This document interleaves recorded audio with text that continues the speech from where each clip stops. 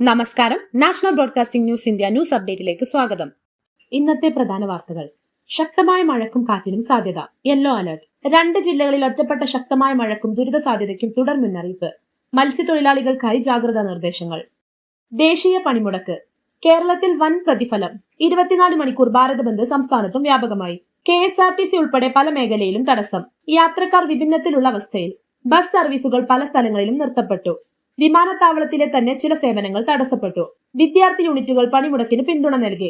BJP സംസ്ഥാന president Rajeev Chandrasekhar വിചാരിക്കുന്നത് മാത്രം കേരളത്തിൽ മാത്രമാണെന്ന വാദം. കീം പരീക്ഷാ ഫലം ഹൈക്കോടതി റദ്ദ് ചെയ്തു. എഞ്ചിനീയറിംഗ് ഫാർമസി പ്രവേശനത്തിന് മുൻകൂർ പ്രഖ്യാപിച്ച കീം ഫലം ഹൈക്കോടതി റദ്ദാക്കാൻ വിധി. റാങ്ക് ലിസ്റ്റ് വീണ്ടും തയ്യാറാക്കണം. പണിമുടക്കിനിടെ സർക്കാർ കടുത്ത നിലപാടെടുത്തു. കേന്ദ്ര ട്രേഡ് യൂണിറ്റുകൾ വിളിച്ചെടുത്ത പണിമുടക്കിനെ തുടർന്നാണ് കേരള സർക്കാർ ജീവനക്കാരെ കർശനമായി മുന്നറിയിപ്പ് നൽകിയത്. അനധികൃത അവധിയെടുത്താൽ ശമ്പളമില്ല എന്ന തീരുമാനമാണ് സർക്കാർ എടുത്തത്.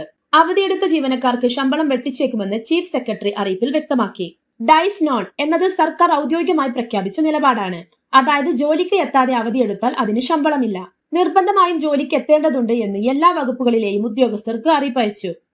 KSRTC ബസ് സർവീസുകൾ നിലച്ചു.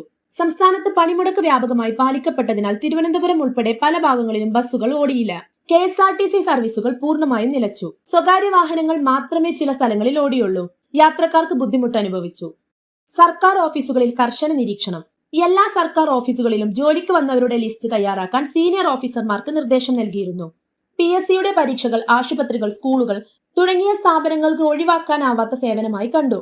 അവധിക്ക് രേഖാപൂർവമായ അനുമതിയില്ലെങ്കിൽ ശമ്പളമില്ല എന്ന നിലപാടിൽ സർക്കാർ ഉറച്ചുനിന്നു. ഗുജറാത്തിൽ വലിയ ബാങ്ക് പണിമുടക്ക്. ഗുജറാത്ത് സംസ്ഥാനത്ത് ബാങ്ക് ജീവനക്കാർ വലിയ പണിമുടക്കിൽ പങ്കെടുത്തു. പൊതുബാങ്ക്, സ്വകാര്യ ബാങ്ക് ജീവനക്കാരുമായി സമാനായി 20,000 ആളുകൾ പണിമുടക്കിൽ. നൽകേണ്ട സാലറി, സ്ഥിരം ജോലി, കുറച്ച് സേവനാ ചാർജുകൾ തുടങ്ങിയ പല ആവശ്യങ്ങൾ ഉന്നയിച്ചായിരുന്നു സമരം. ബാങ്ക് ശാഖകളുടെ പ്രവർത്തനം വലിയ തോതിൽ തളർന്നു. ഗുജറാത്തിൽ പഴയ പാലം തകർന്നു. 9 പേർ മരിച്ചു. വഡോദരയിലെ പഴക്കമുള്ള ഒരു പാലം ഇടിഞ്ഞു വീണു. 9 പേർ മരണപ്പെട്ടു. ചിലർക്ക് ഗുരുതര പരിക്കുകൾ. പാലത്തിനടിയിൽ നിന്ന് ചില കാറുകളും ബൈക്കുകളും വീണു. രക്ഷാപ്രവർത്തനം നടന്നുകൊണ്ടിരിക്കുകയാണ്. ഭാരത് ബന്ദ്. സ്കൂളുകൾ തുറന്നെങ്കിലും യാത്രാ ബുദ്ധിമുട്ട്. കേന്ദ്ര ട്രേഡ് യൂണിറ്റുകൾ ചേർന്ന് ഭാരത് ബന്ദ് പ്രഖ്യാപിച്ചു. സ്കൂളുകളും കോളേജുകളും കുറച്ചധികം തുറന്നെങ്കിലും ബസ്സുകളും ട്രെയിനുകളും കുറവായിരുന്നു. ഓഫീസുകൾക്ക് പോകുന്നവർക്ക് യാത്രാക്ലേശം ഉണ്ടായിരുന്നു. ഇന്ധന വിലയിൽ മാറ്റമില്ല. പെട്രോൾ, ഡീസൽ വിലയിൽ വലിയ മാറ്റമൊന്നും ഉണ്ടായില്ല. ഡൽഹി, മുംബൈ, ചെന്നൈ, ഹൈദരാബാദ്, ബാംഗ്ലൂർ തുടങ്ങിയ നഗരങ്ങളിൽ വില സ്ഥിരം നിലയിൽ തുടരുന്നു. വില സ്ഥിരമായതുകൊണ്ട് ജനങ്ങൾക്ക് ആശ്വാസം.